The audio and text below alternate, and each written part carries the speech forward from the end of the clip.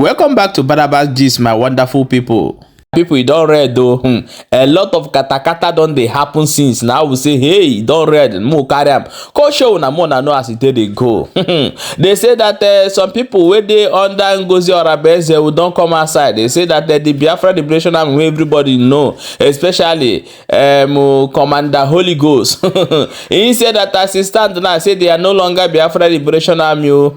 My people, no be me go talk this one. Una go use una own ear hear wetin they talk. And as that one they happen, they say a lot of katakata don dey happen for our land. Ndo omekome, the people where they thief car, where they thief speaker, where they thief different things. So we go bring the video, come show you, may know wetin dey happen. Now stay tuned and watch the first video. As they watch the first video, the second video they enter and followed by the third video before we come back and continue. Stay tuned.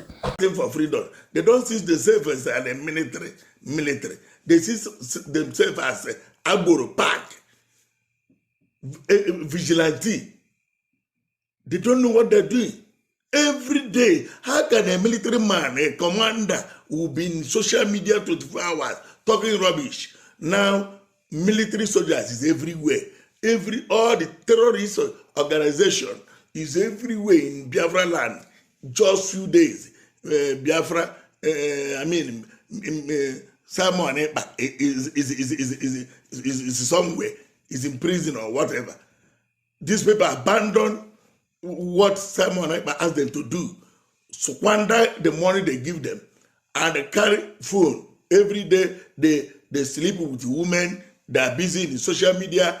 After social media, they will go and looking for a place to hijack or kidnap or kill, do different things. But I know that one day Nigerian government will grab them, raise them, buy them, because they are criminals. They are not doing any work. How can you go to social media and say you are a commander? Commander to who? Giving yourself chief, general, that this. You don't know that you must follow the way government. If you say you want to work for government, you work for government. What pay me mostly is that Holy Ghost say we will overthrow a new government that you never know what it will be, what future hold. You say you will overthrow. Are you not ashamed of yourself? Talking nonsense, talking like a Chinese. My friend, you are all the killing, innocent people are hijacking, and all this nonsense you people are doing. Save your life in time before all of you. By immediately Biafrans talk, they want to threaten you with gun and bullet. Who gave it to you? Go and drop that thing. You are a criminal. You are kidnappers. Enough is enough. Or else the land of Biafra will swallow all of you. I thank you. God bless you. You social media commanders, shame on you. Chigozie onye. How many years ago? I do 26 years. 26 years. Kedu ihe bịa meni Igbo arịa m tata Igbo na akwa ozu? Abịala egwu. Ịbịala egwu gịnị? Egwu ogene. Egwu ogene. Onye ebe ke o? Enugu. Sada ebe na Enugu. One day. One day. Sada ebe na Enugu. Abụ onye ọgwụ. Okay. So kedu ihe bịa mena nke Igbo bụ Igbo arịa m today ọ na akwa ozu? Abịala egwu from Enugu. Egwu ogene. Kedu ime na nke ya?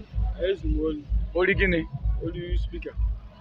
Is only speaker home theater? Yes, sir. Okay. One couldn't judge only. So one. Can they be able to speaker? Napalia. Or go on with the speaker in the parlor? No, sir. They wouldn't be able when you were on ego. When you're John Meg. Or when you're John D. Barry and Meg. No, sir. Security in the bar and when you're against Sobu. No, sir. No, sir. Special sport when you're against Sobu. No, sir. Get each best anybody maybe your jaw, the ma. Get how many persons you go slowly? Whatever was angle you use the cabbage, whatever was angle you use to run, I'm young.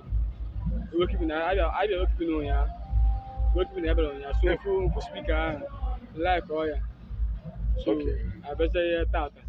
Better speaker, we have not confused. So better speaker like oil. Better can really a while, and did you take Mr. Clute? Okay. Otu esi dege ka ọ dị ka magic ọ dị ka ọgwụ. Ọ drum ka magic ọ dị ka ọgwụ. Ama expert. Na ya ejide gị. Yes sir. Okay, if you go na security na arụ ọrụ. Yes sir. If you go na special squad AVG na arụ ọrụ if they do. Akwa ifugie. Even when na by myself wake me na alolo I no ni lo. After security ga sha alolo na security tight. Akwa ifuru ya. Yes. Ebe a nọ nke Igbo gbara m ezigbo mmadụ. Na-ekene ndị sekuriti gbara m, AVG gbara m, jisi na ike. Ọ ya dị onye ọrụ na mma n'ọrụ ogologo ndụ. Ahụ isi ike ka a na-arụ. Anyị arụtụ une rụtụ ụnọ ana. Anyị adarị arụ asị ndị agụ anyị jiri onye ochie anyị na-eme expose ọkwa ihe ozu. Okwu ị na-agwa enwe ime gị fọs. Onwe nke afọs ga fọs. Akwa ime ka ị gbara anyị.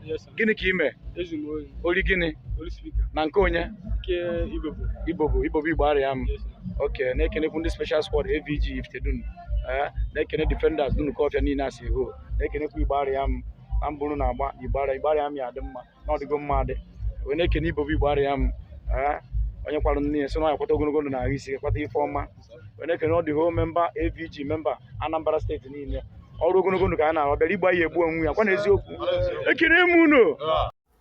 Biko unu n'anya biko unu yi moto Highland Park la ebe a ezuru moto akịta na ọrụ ukwu ka ezuru moto a n'ụlọ ụka ọrụ ukwu na hall ebe a na meeting ka anọbụrụ ebe a na meeting kịta na mgbede a ka anọbụrụ moto a biko unu n'anya ya afụ this man kwọchara isi oyi up and down amaghọ na onye ọrụ ụka na onye I don't know but biko tụsa na ihe a n'ụlọ ụka ọta ka e buru ya ọpak moto a n'ụlọ ụka ọta onye ahụ abịa n'anya ka ọ na-akwụ this man na-akwụgharị ebe a biko onye ma this man biko si report ozugbo biko onye ma this man ọ bụ na onye ọrụ ukwu I believe na aya ama onye si report onwe moto inekwa nkịta ya afọ moto green ya na-eji bịa ohi akịta moto green pencil mat green ọ na-agagharị ebe ahụ ya na ọnọ ya na-ekwu okwu n'ime ụlọ ụka ka ya melu biko name the man na pencil light green that man ya na ọha na plan ya biko onwe na video ọfụma onye na onye mma this man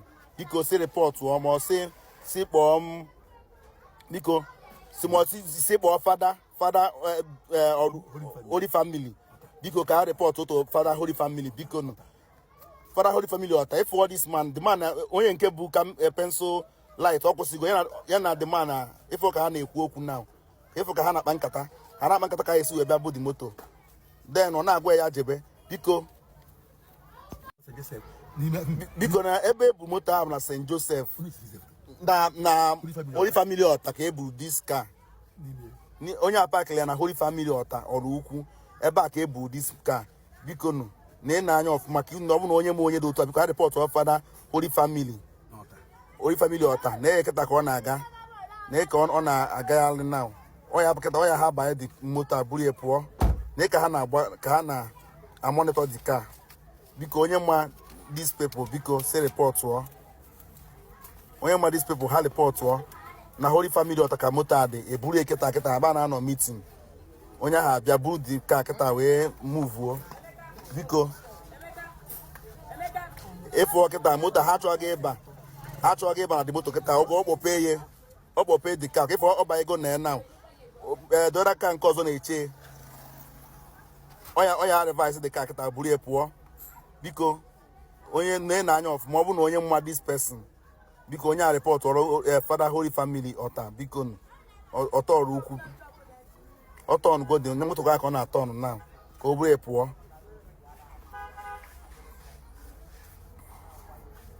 evra ka o si ebu dị moto biko tụsasịa na ihe a ka tụsaa na ihe a tụsaa na ka ma na-enwetanwu onye dị imere ihe a biko tụsaa nụ this video. Yeah, my people, una don see am o. This one na wetin dey happen. I will say mo bring am come show una. Abeg make una quickly share the video and drop your own opinion for inside comment section.